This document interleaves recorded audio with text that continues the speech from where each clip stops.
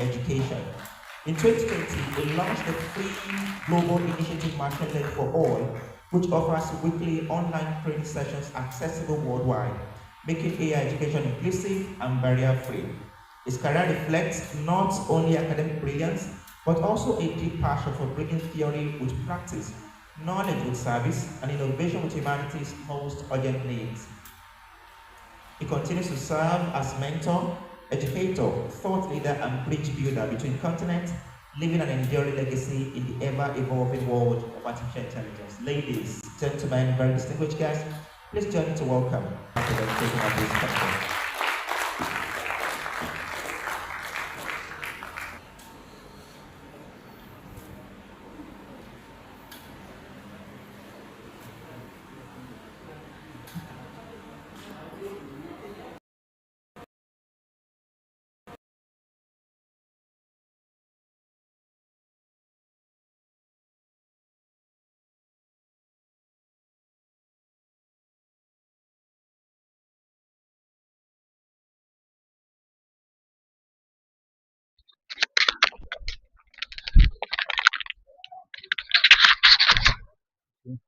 On confirm, okay. Okay.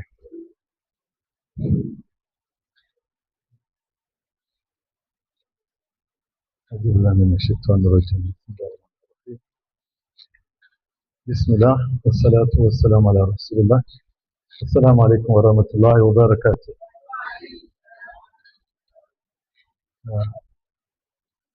They permit me to start on the established protocol, while also recognizing the Vice Chancellor of the University in absentia and the Dean of the faculty, and also the local organizing committee chair and all the committee members, and all the members of the high table, Professor, highly respected Professor Shitu, other distinguished professors present, especially my co-lead paper for today, Professor Teslim Asaf. You made my day, having the opportunity to meet you once again for the past, how many years? Several years. We've been talking on phone after our togetherness in King 5 Years of Petroleum and Minerals. And to everybody, students, ladies and gentlemen, I greet every one of us in the best of form of greeting. And welcome to this presentation that we'll be having with ourselves in the next couple of minutes. Please.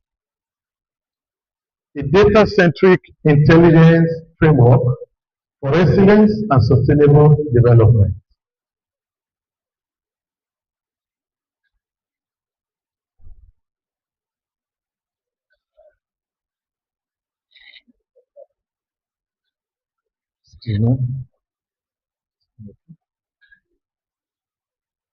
Okay. So let the data speak. A data-centric intelligence framework for resilience and sustainable development.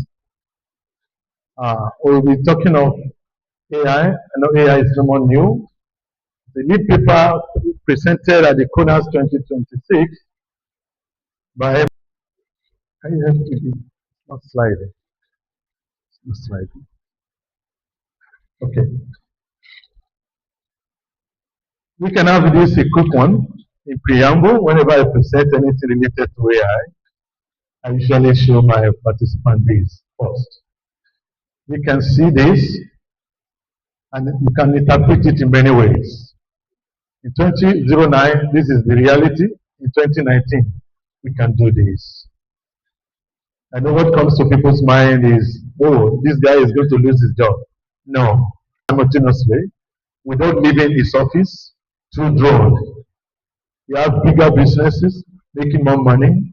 Because you may not be able to get somebody to hire him that to now use a helicopter to do coverage with the risk of maybe falling down. In the worst case scenario, it may fall on the person that is also celebrating, making double trouble. So people move on. So what he's saying is, and then I also like to tell us this, why you can no longer ignore AI and machine learning. can check out this link in our regular YouTube channel where we delve into it in detail. What you stand to gain, why, staying aloof of this technology may be very risky to your technology. AI will not replace jobs. AI will not replace jobs. I'm saying it categorically. But those who know how to use AI in your field may replace you. That is my advocacy. Don't use human beings, don't use replace their quality experts. Sometimes ago, as at last week there was disaster, they started recalling them back. They decided to use AI to replace their quality control expert and realize they have made a very big mistake. Now they are recalling them back. That's what I used to tell people. Don't use AI to replace people. AI is machine. You always need human beings to collaborate with them. That was why my inaugural lecture in January was symbiosis of mind and machine. That is when they come together, you can achieve the best. Machine can scale in time, complexity. But the human being still reserve that AI and human being must work together towards eliminating humanity.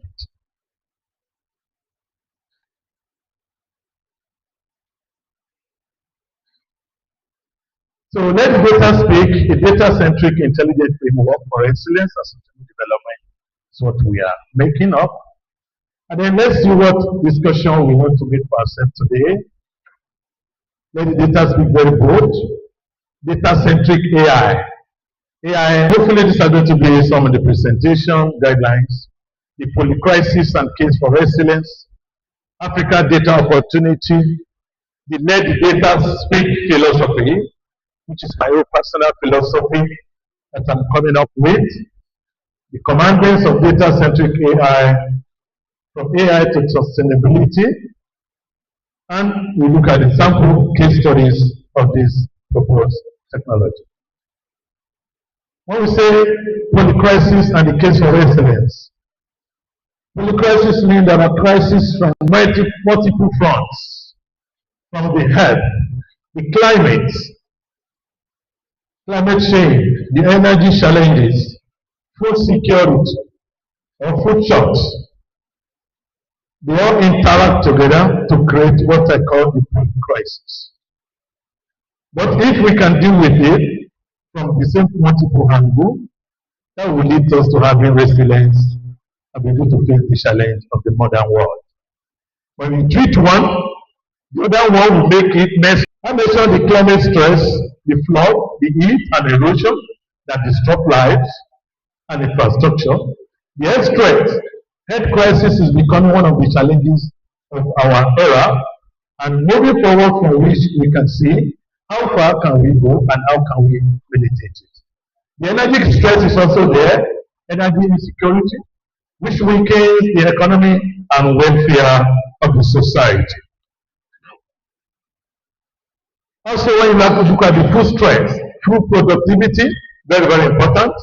Without food, scientists have not been able to come up with human being who doesn't consume food.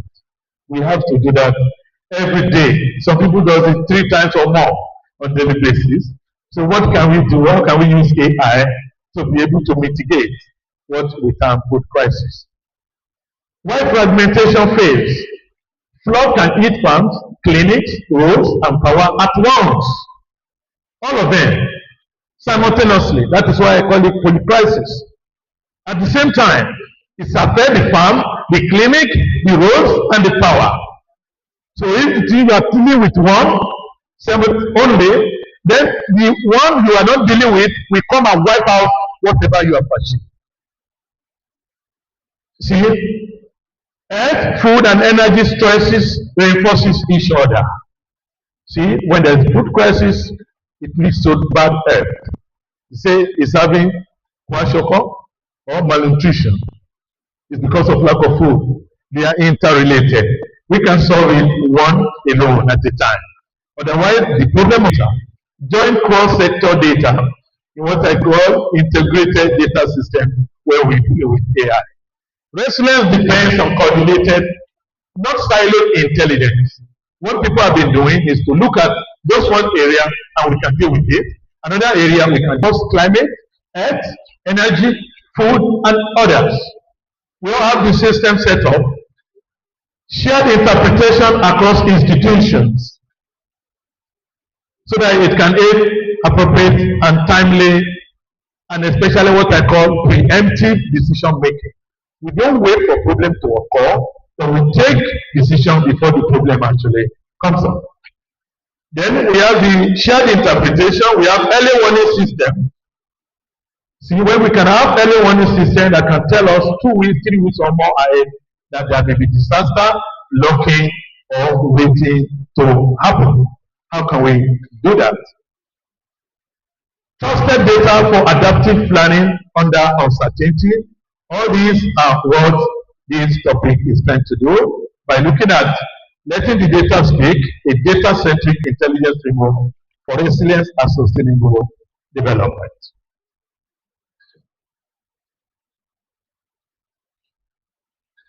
When we look at the polyclinic approach, why this matter?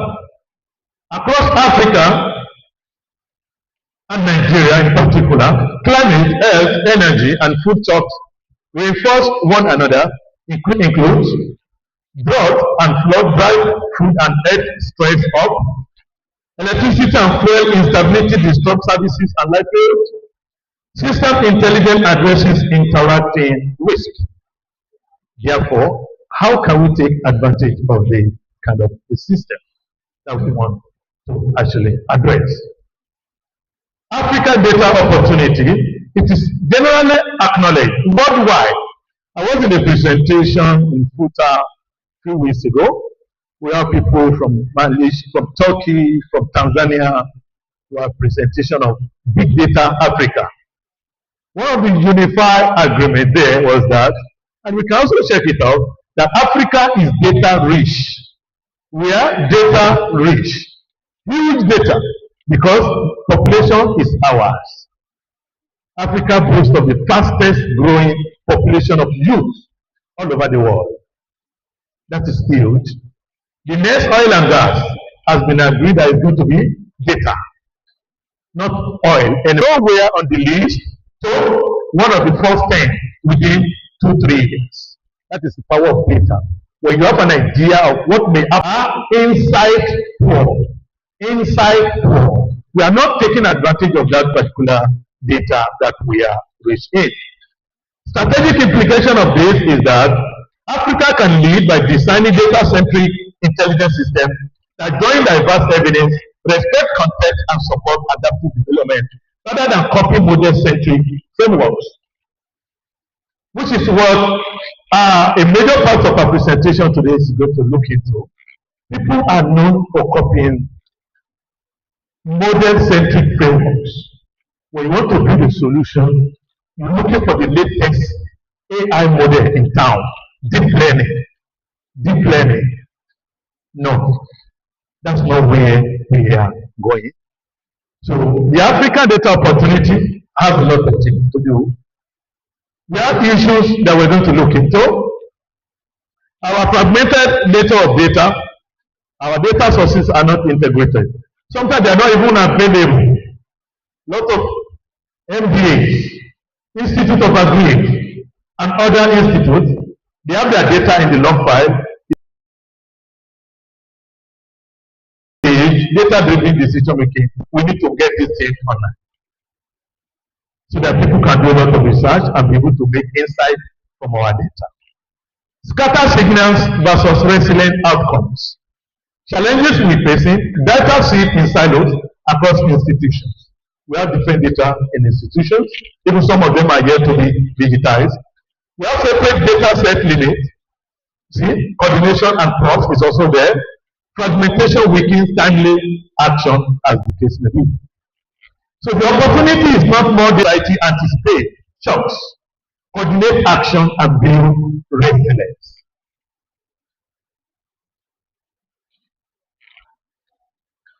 Now, the let the data speak philosophy I started coining a couple of years ago. When I look at the direction of things, let the data speak. Begin with disciplined inquiry. We ask the right question of data, listening to what evidence reveals, and build data-driven intelligence that can guide resilient and sustainable development. In summary, to carry on along quickly, when people want to build an application, for example, I want to build a system that can for is they're looking for, oh, let's use deep learning. Let's use what? Deep learning. Because that is the latest technology or one of the newest form of deep learning or LLM and the likes. However, my principle of let the data speak is challenging this principle, this philosophy. Now we need to go, we don't have time to waste, we need to go for what is appropriate for our problem. Someone built a system, very simple data set, World Bank data set, available online, built it using k-nearest neighbor and neural network. Basic neural network, simple one, achieving more than 98% performance accuracy. The paper kept going from one journal house to another, rejection upon rejection. Why? We dare to use simple algorithm. The journal were looking forward to deep learning because that is the latest. We kept going out. Our partner professor then, after submitting to more than 7 journals, he came back. Prof, I said the work is excellent. Keep it going. If you are tired, send it to me. Let me also continue the submission. We finally got it into a Q1 journal, finally, after several, maybe more than 11 submissions. The point was, even the publishing house are not left out there. We all let the data speak. We see the system wanting to detect safety-related problem in oil and gas. This data set contains very simple data sets. The authors use deep learning and they achieve 85% accuracy or thereabout. The moment I saw the data, so why deep learning for this? That is like using a sledgehammer to kill an ant. They read the insight in the data set. I went for that data set. I said, okay, bring the data set. K-nearest neighbor, one of the simplest algorithms. Achieve, before tuning the parameter, achieve 95% accuracy. 95% accuracy. Because they did not allow data to speak. They were following model popularity. And the research community also don't help the matter. They keep rejecting papers. A question came in Twitter when I made a presentation. So a lot of young researchers are facing this challenge. Someone wants to solve a problem to prevent flaw in our environment, a predictive solution, bring in your data, start from simple algorithm to one of the very popular and powerful algorithms was supported surprisingly well. But yes, I've had situation whereby it performed abysmally poor because I always let the data speak. This is what we have to take home today. Let the data speak. Not model-centric. It's a big challenge that people are facing these days. Now, when pre-processing becomes the default, usually 60 to 70% of data-driven analytics are spent on pre-processing. 60 to 70% of the time. However, it's fortunate to join my platform where we meet every Saturday to discuss AI and some of the intricacies. And luckily for him, the book on Let the Data Speak came out around that time. He read it, was shocked, because he already pre-processed his data to the point that what he was getting was no more acceptable to the supervisor for presentation. He thought it was done, but he couldn't defend. When he read the book and then he asked questions, I said, go back to your original data set. Use the original data set. See what you are getting. It is when your data is not getting good results, you go back to pre-processing. Pre-processing should not be by default. It should be a necessity. He went back to pre-processing and was able to get what he has not been getting. To the glory of God Almighty, he defended his PhD 2 months ago. That is, when you let the data speak, you don't miss the insight. That is what we are coming up and asking of the advantages that we can share it as huge. When you do too much reprocessing on your data set, you mistakenly lead to what we call data mutilation. It's not that you unintentionally you mutilated, you have gotten 99 or even 100% in the medical area. So how can we avoid that? And how will we do that? Because of committing too early. So because we commit too early to a very popular algorithm, we miss the important one that may work for us. We have to stop that. The standard single pipeline is the idea. You have the raw data. If there's a pipeline technology, you have like 15 reprocessing in it, then you get whatever you get is what you are going to assume is possible.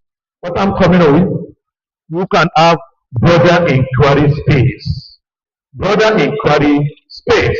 Multiple pathways.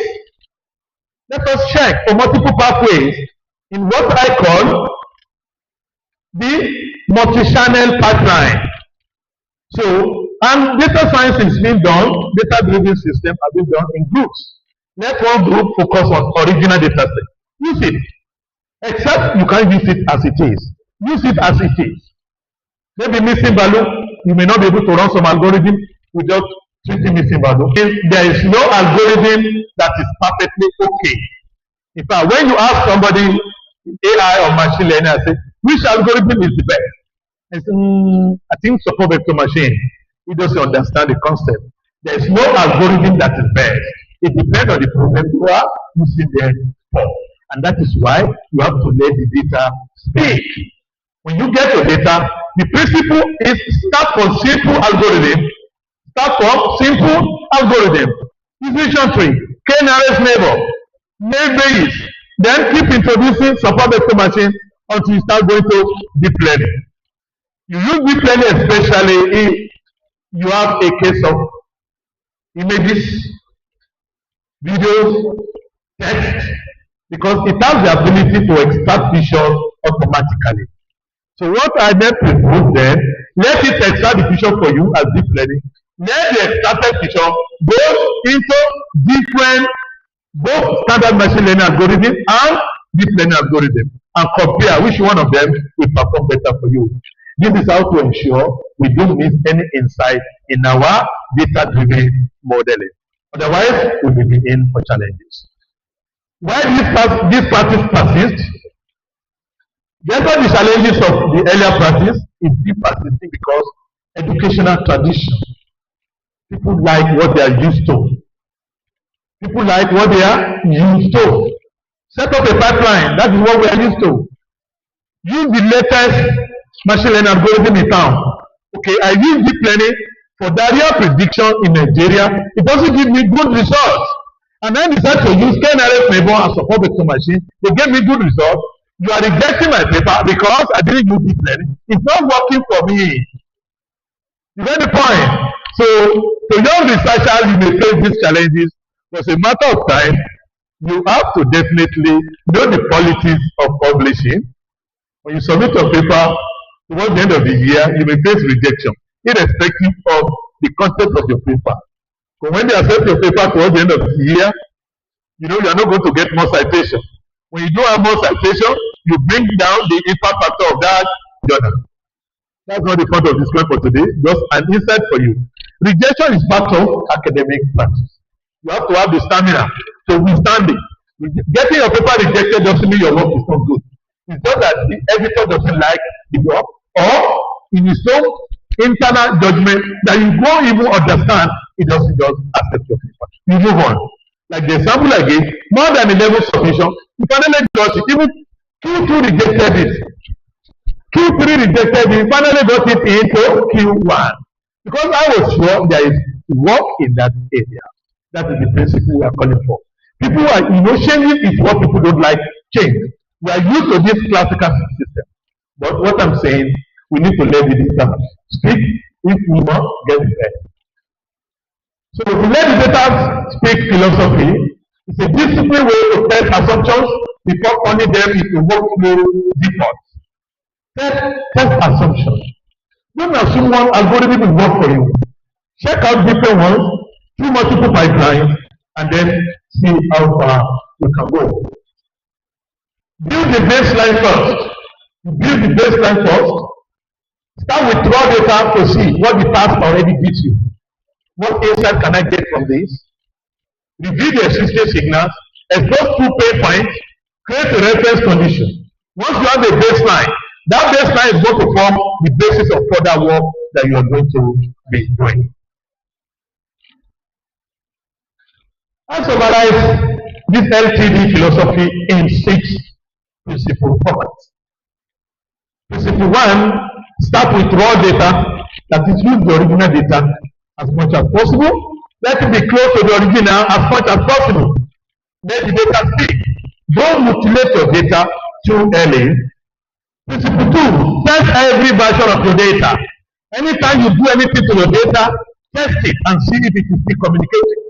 You do pre-processing, you do missing value treatment, you do outlier detection, you do imbalancing treatment, whatever option you have done, check it out. Principle 3, compare and then choose to know which of them is going to work for you. Principle 4, start simple, then to complex. Start from simple algorithm and then move gradually to complex algorithm. Principle 5, preserve data integrity. Maintain the integrity of the original evidence throughout the modeling cycle. Avoid unnecessary transformation that may inadvertently lead to what I call data mutilation. In some cases, we need pre-processing, but sometimes you don't really need excessive pre-processing to avoid challenges. Principle 6, avoid data leakage. Data leakage is a phenomenon where I've seen a lot of students falling into this challenge. You are building a model and you are using your test set to tune the upper parameter of your model. That is incorrect. You are doing data leakage. You are leaking your training principle to your testing set. The testing set will be totally outside the data modeling platform. This is what I call the modified iterative machine learning modeling framework to support the principle of let the data speak. This will support the principle of let the data speak. You see here you have the data preparation, you have the feature engineering. Once you have your data, go to the modeling stage, switch the algorithm. Start from simple algorithm and then check your result. You can always go back. There's no rush. You don't have to get it right at the first attempt. So you can always go back. Initially, you can go back to the data modeling, do the hyperparameter optimization, change the algorithm. You may have to come up with a single or hybrid. If yet you are not getting what you are expecting or it's not communicating well, you must also go back to feature engineering. Create new features, match features together. You have date as a feature, you can split into 3: day, month, and year. Creating 3 features out of one because you are trying to get the best from your data. And then you have to go back to data preparation sometimes, prepare the data all over, clean the data, missing value. Sometimes it is feature selection you may have. Always remember, you have that particular freedom of going back, so there's no rush. Always let the data speak, let it tell us what is inherent in it. Compare strategies empirically. This is what I'm saying. Don't assume one algorithm will work for you. Do empirical study with several algorithms and do the comparison so that you are sure that you are going with the best option for your system. From monolithic pipelines to multi-channel thinking, this idea of letting the data speak, we have a kind of implementation challenge, which we now devise another one we call multi-channel framework. So in the multi-channel framework, you have a shared resource opportunity, you have parallel branches that you can use, you have a group of 6 people. Let each of the members take care of one channel. Test the model with each channel and compare and then select the one that is giving you the best possible result. This is the kind of the documentary representation of multi-channel pipeline framework to support the principle of let the data speak. You have channel 1, channel 2, channel 3, all come together, do exhaustive comparative evaluation, and then select the best performing pipeline, and then you can deploy it. This is the idea we are looking at. Irrespective of where, even if the best one is coming from nearest neighbor, don't be afraid of selecting it as the best one. Select it and build your system and write your paper. You may face rejection from people who always believe you must use the latest technology. What if the latest technology is not supporting what you have wanted? So that is the idea that let the data speak framework is all about. One example channel pipeline you can have, raw data plus support vector machine from neural network, normalize the data, use support vector machine again, balance the data, and you keep trying different framework until you arrive at the final system that you have. Thank you. Positioning the let the data speak in scientific evolution. You see, in the first era, pre-20th century, we have some characteristics because of our time. We'll go into that. The 10-step algorithm for letting the data speak. The material will be made available for the organizer, so you can share with participants, please, at the end of the presentation.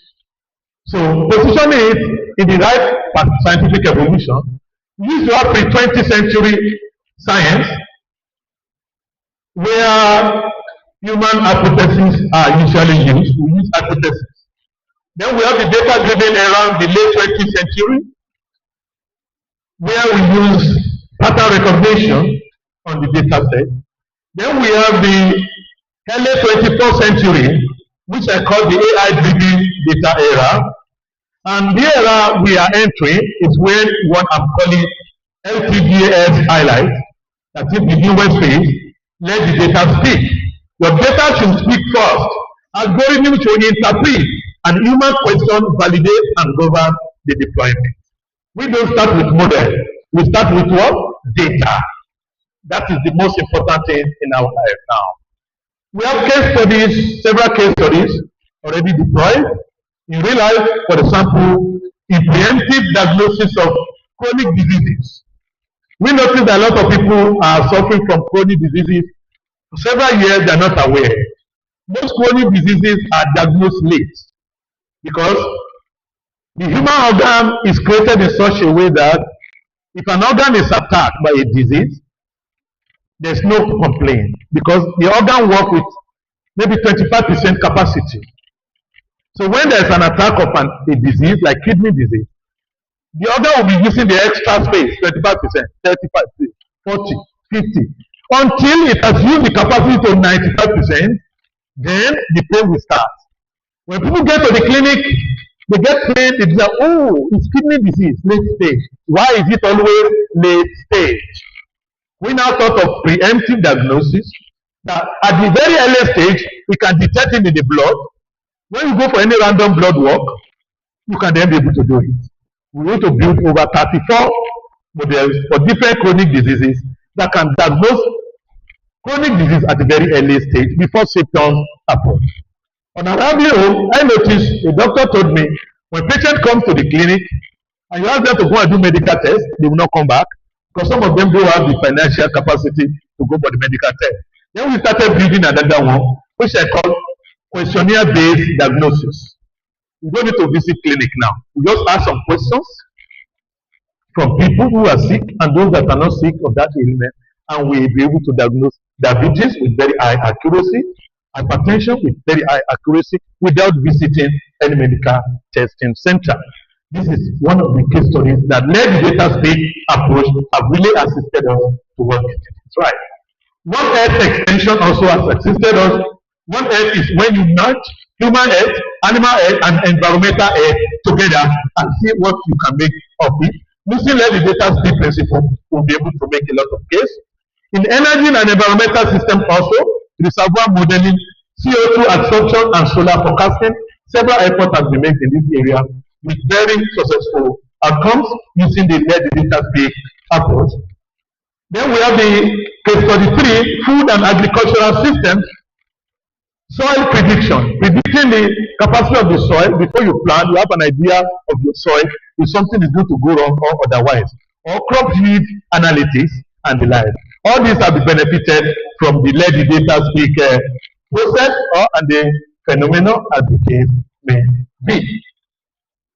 Now, towards the end of our presentation, because of our time, we have what we call data-centric intelligence.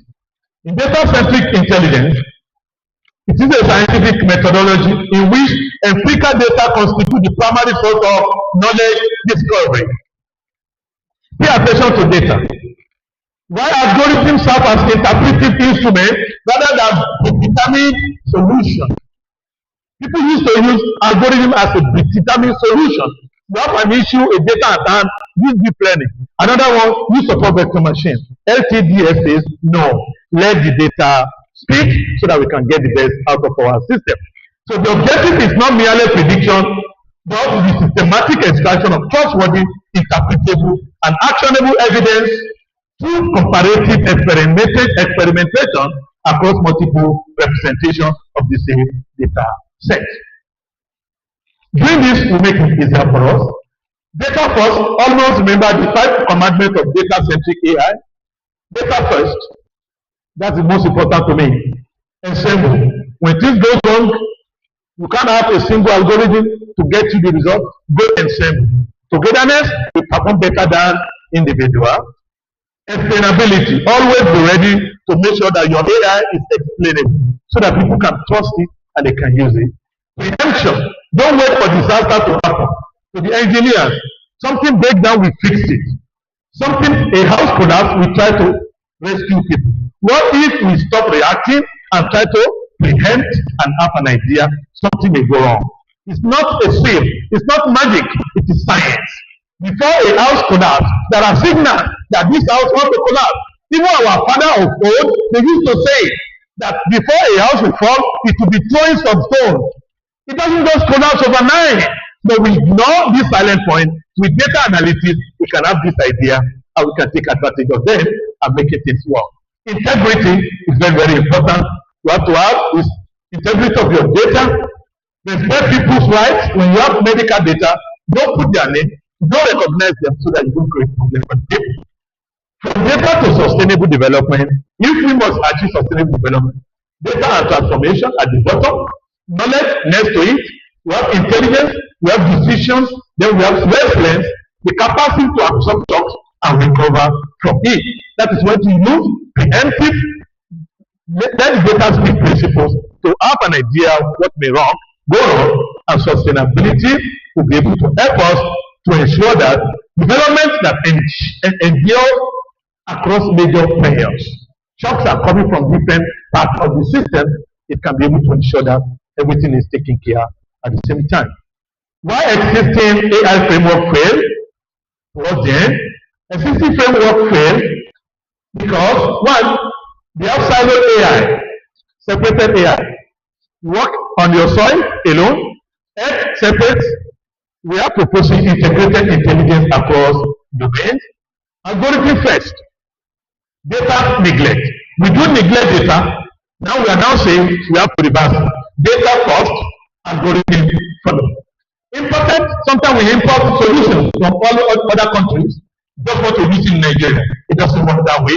Black box models, model that you cannot even explain what is happening, explainable AI model, locally grounded system is the way to go. If we have to achieve the sustainability that we are actually talking about. And the framework summary at the end of the presentation, the philosophy has been well stated, research paradigms, the architecture are all presented as I've made it clear in the beginning. From discovery to the impact, we look at the scientific discovery through the data speak angle, pedagogy and the STEM reform, societal impact, policy engagement, and science diplomacy can be said. We have several case studies we've had in the health system, in the energy and environment, food and agriculture. Imagine an integrated system that can achieve the best of what we are looking for. The core argument as we try to end this presentation is this. The core argument is that the future of scientific innovation in developing contexts depend not on increasing model complexity, but on improving the quality of questions that we are asking from the data and strengthening the system through which the data is interpreted. If you interpret data from a wrong system, you may not be able to get what you think you are looking for. And when you miss the batch, you right real information, the consequence may be very disastrous. So the 20th century made scientific economic power close reflection. Reflecting together, we said the scientific and economic power often follow the extraction of natural resources and the control of physical commodities. That was 20th century. But in 21st century, advancing now calls for transforming data into intelligence that can guide science, policy, and development. So the research challenge we're going to have is the Africa untapped resources, which may be our data set, so huge, but unlocking it requires the culture, capacity, and discipline to listen to the data when the data is talking. If you don't listen to your data, we may be wasting time saying we are not having the reaction. And that I have a call to action to the researchers. We have to look at the way we carry out our research. We have to be data focused. We have to look at the policy makers also, and also the funding agencies need to know which kind of research to really support and which one to encourage. And also to the educators, we have to all come out and be able to see that teach data literacy, AI literacy, very, very important because knowledge is power. So, and like I said at the beginning, we can no longer ignore AI. You ignore it at your own peril or as the case may be.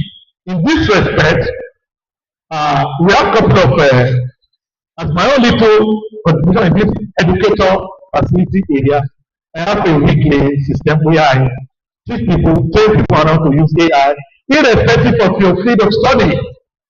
Irrespective, I say it again, you can use AI successfully. So we are all invited to come on board and see how we can together do that. Yeah. For the data, let the data speak. We can check the book out. The book is out. Let the data speak by mind or process, and let's see what you can make of the book. And this is the link to where you can join our weekly program. Saturdays every 7:30 a.m. to 8:30 a.m. every Saturday, Nigeria time. We tell it to your friend, it's democratizing AI, making the knowledge go far. Because I've come to realize that you can no longer ignore AI, you ignore it at your own peril. AI will not replace you, but people that know how to use AI will replace those that doesn't know how to use AI. There was a time when you go for interview, they say knowledge of computing is an added advantage. Today it has changed. Knowledge of AI is an added advantage. So with this, I leave you again with this core principle of my presentation, the core argument, which is let the data speak, which is a methodological principle for rigorous context aware scientific innovation. The future of scientific innovation in developing context depends not on increasing model complexity, but on improving the quality of questions asked of data and strengthening the system through which data is interpreted. This is indeed what I mostly want us to check out and look with it. Thank you very much for listening. Thank you very much. Apologies.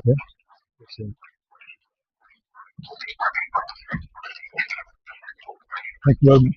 Thank you very much. Assalamu alaikum, sir. Thank you very much. Assalamu alaikum. Thank you very much. Thank you, sir. Okay, thank you very much, sir. Thank you, sir. Okay, thank you very much, sir. Thank you very much, sir.